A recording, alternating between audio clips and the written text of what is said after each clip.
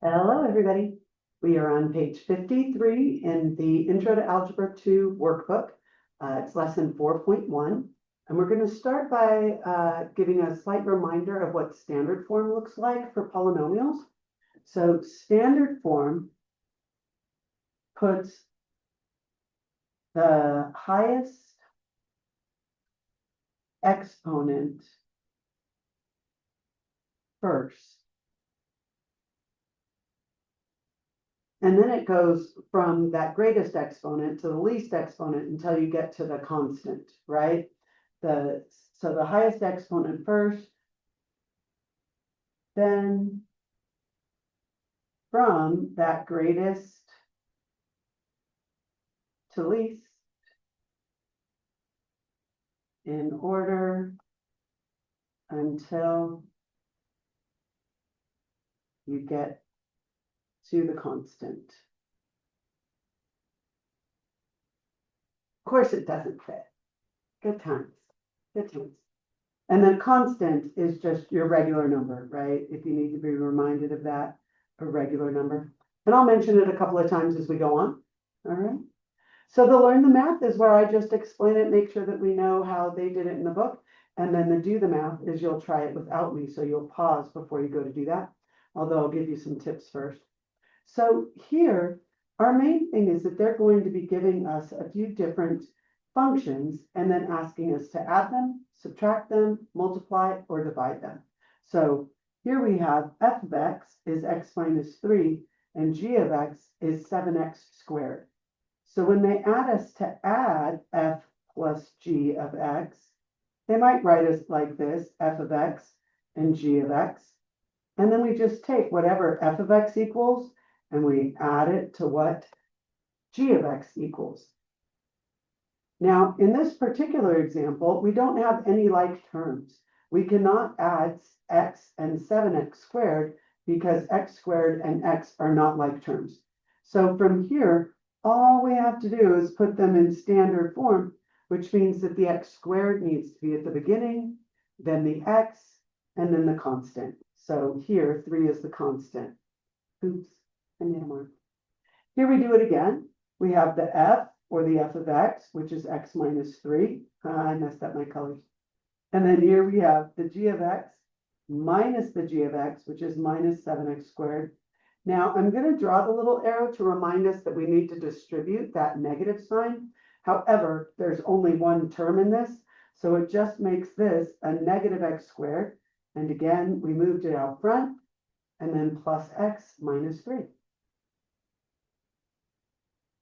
Now, moving over to our multiplying, right? We have f times g, or it can be written as f of x times g of x,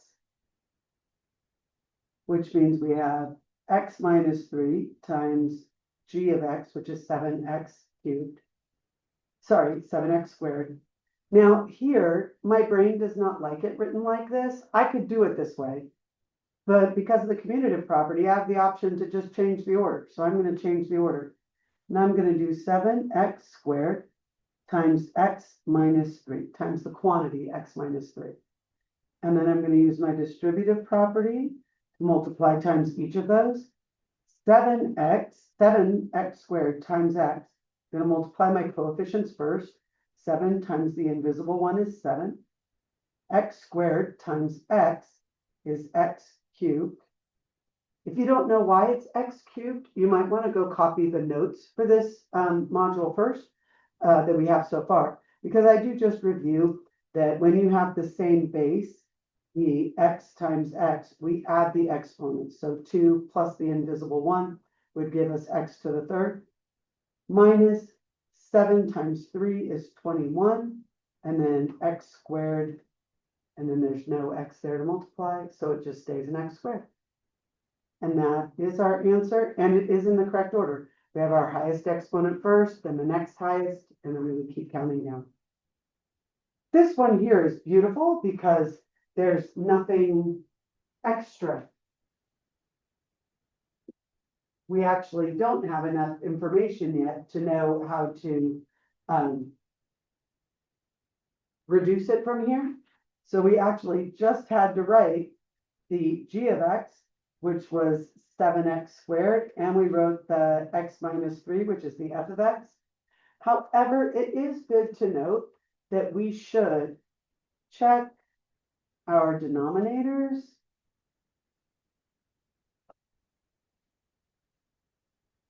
for imaginary numbers. Because if there was an I in the bottom, we would multiply to get rid of that I, or we would multiply by the conjugate to both the bottom and the top to get rid of it again.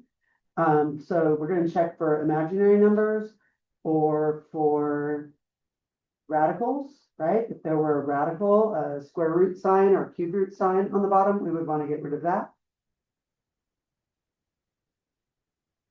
Or 0, right? So x cannot be whatever number that would make the bottom 0.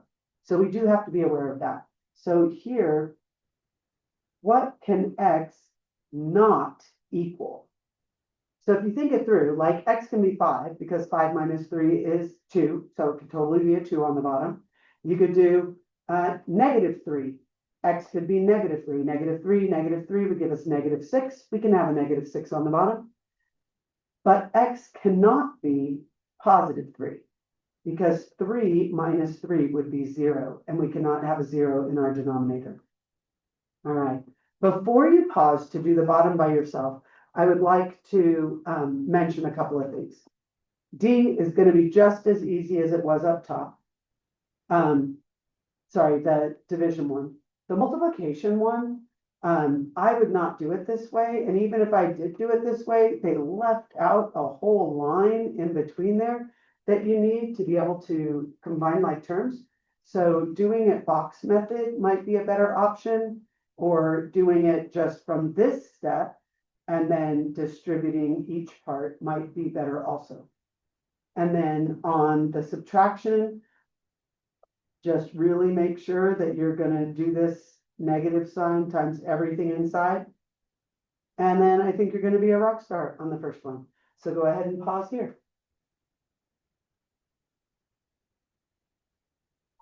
All right, here we go. So I'm going to start with C is 2x minus 1. So I'm going to put 2x minus 1 in the first part. And then D of x is x squared plus 7x minus 3. And so now we're just looking for like terms. So I'm going to look for the x squared, right? Because that's got to go first because of standard form. So I have 1x squared. Sorry, I thought I was going to write x, so that's why my 1 is slanted. Ooh, am I going to make it worse or better if I do that? I have 1x squared. Then I can look for my x's. I have 2x and 7x. 2 plus 7 is 9x. And then they did the negative 4, negative 3. Sorry, negative 1, negative 3 makes negative 4 for us. And so that would be your answer. X squared plus 9x minus 4. It's just combining like terms.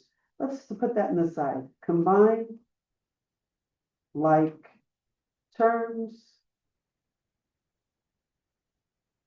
And then we can even write put in standard form.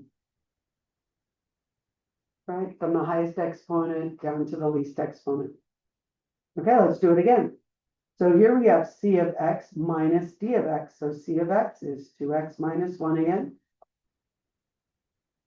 Then D of x is x squared plus 7x minus 3. Again, I think they left out a step here. I should have warned you in the last video. My apologies, or before you paused. So here, I'm going to rewrite my problem because I have 2x minus 1, but then now I have minus x squared. Distributing this negative, I have minus 7x. Distributing that negative, I get plus 3. So it changes the sign of everything inside those parentheses. Now I can combine my like terms. So I'm going to start with my negative x squared, so minus 1x squared.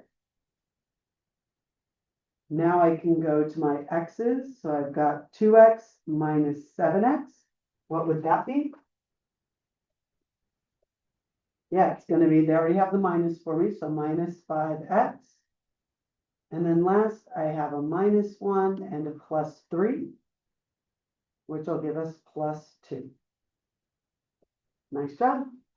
And then we start again. So they're asking us to do c of x times d of x. C of x is 2x minus 1, right? It's up here in my directions, 2x minus 1.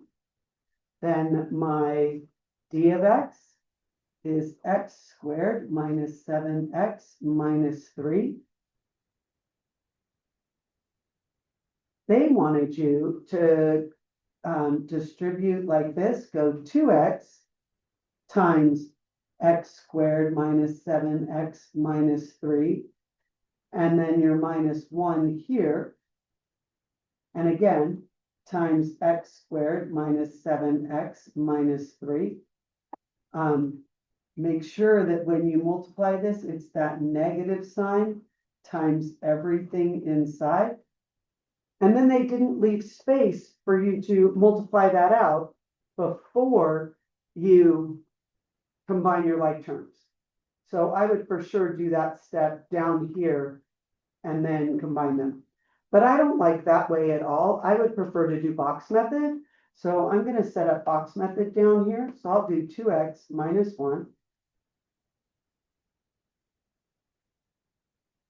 And then we've got x squared minus 7x. Oh, my bad. I was going off of our subtraction problem, so I need to fix that.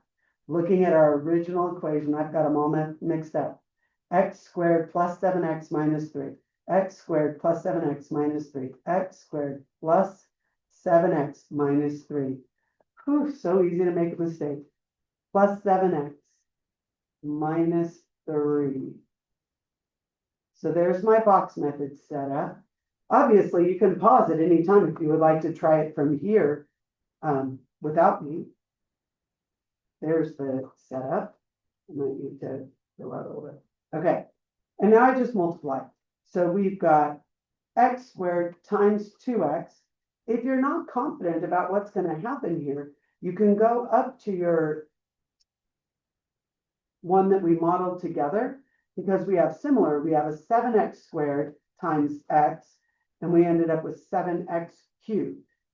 So then when we come down to the problem we're on, x squared times 2x is going to give us 2x cubed. Now we can do 2x times 7x is 14x squared. And then we can do 2x times negative 3 will be negative 6x. X squared times minus 1 would be negative x squared.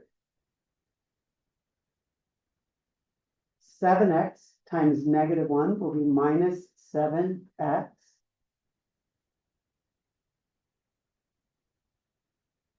And then we've got negative 3 times negative 1 would be positive 3.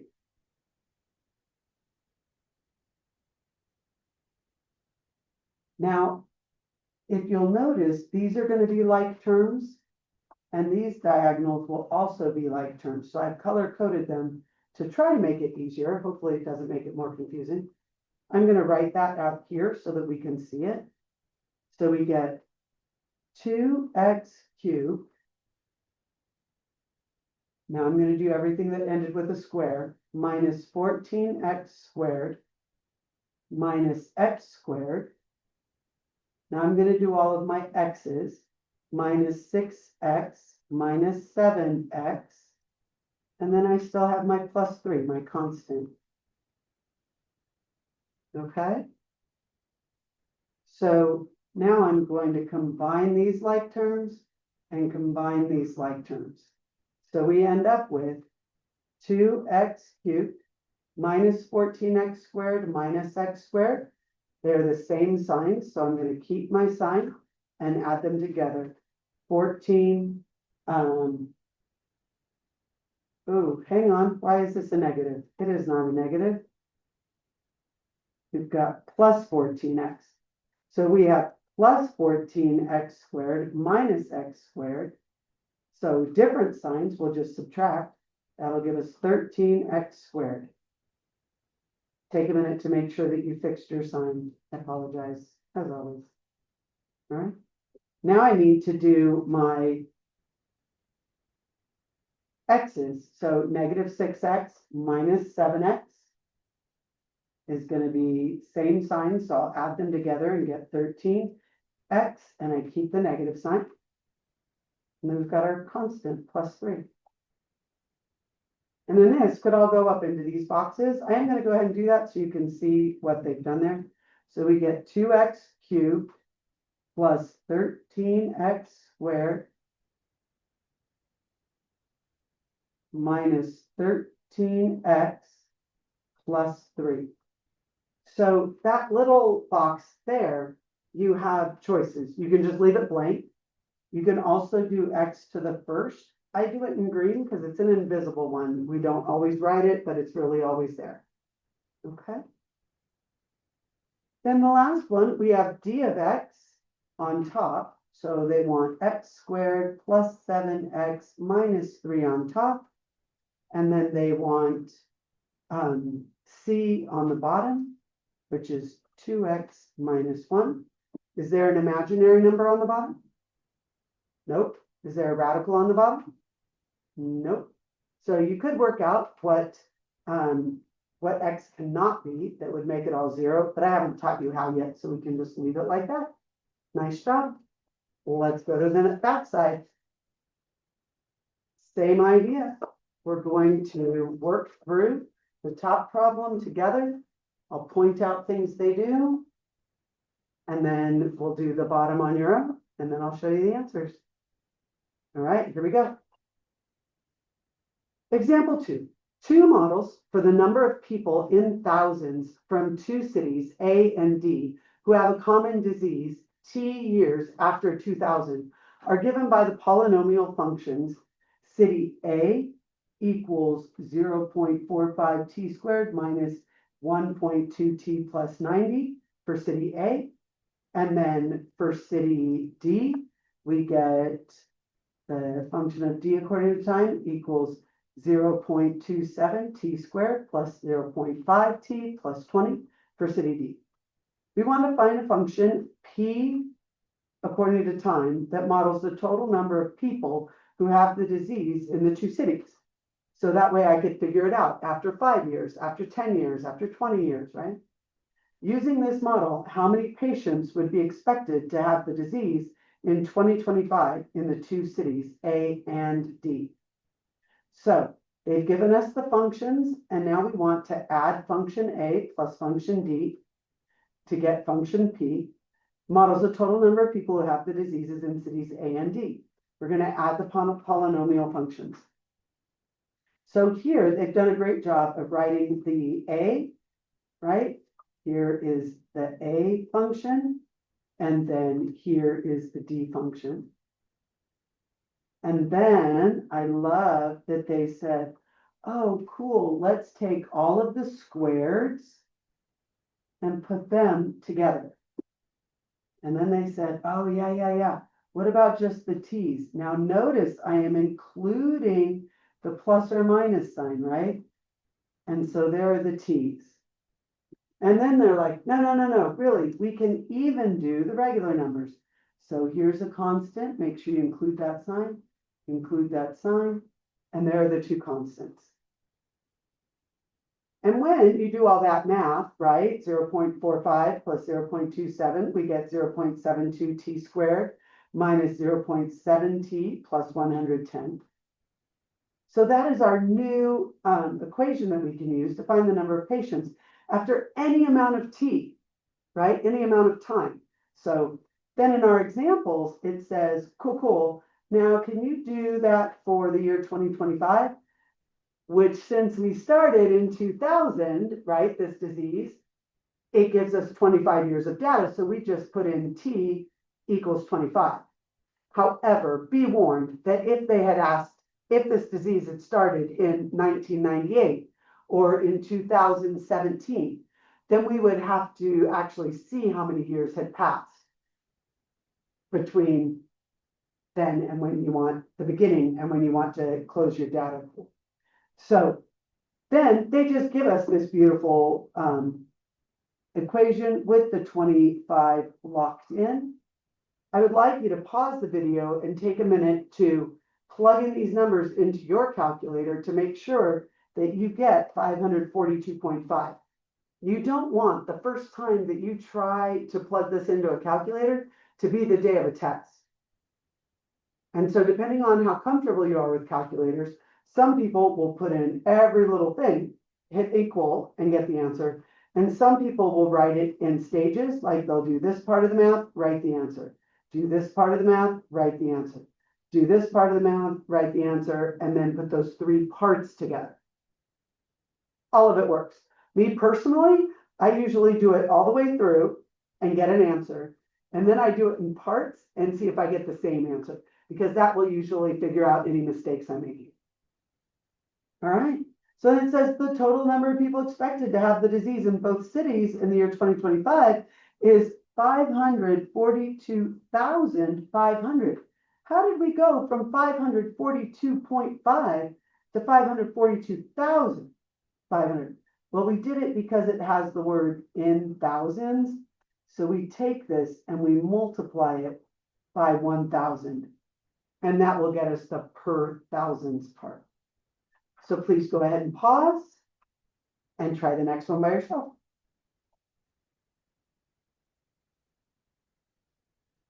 All right, so here we are.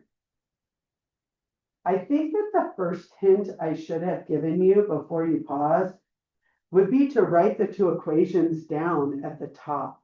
So I'm going to go ahead and do that because why not? So we've got the C equals this.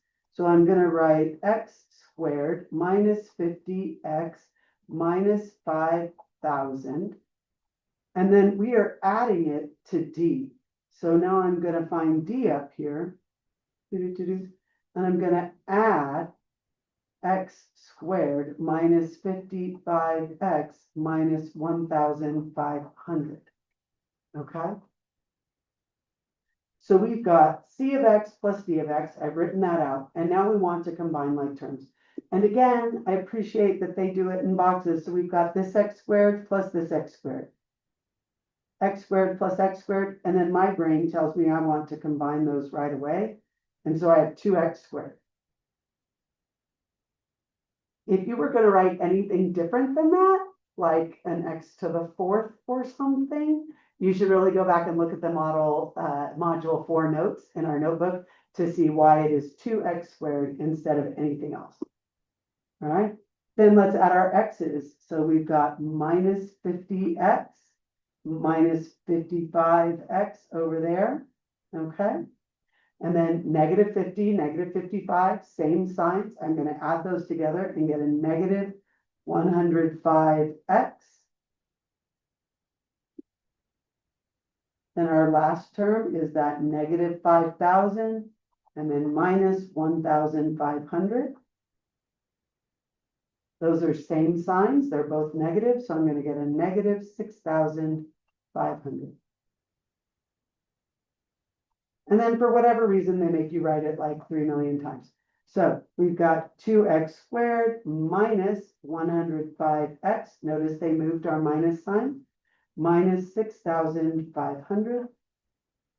So then they want us to just say it again, that our new formula is 2x squared minus 105x minus 6,500. So this new equation models the total profit in thousands of dollars if each company manufactures X thousand cars.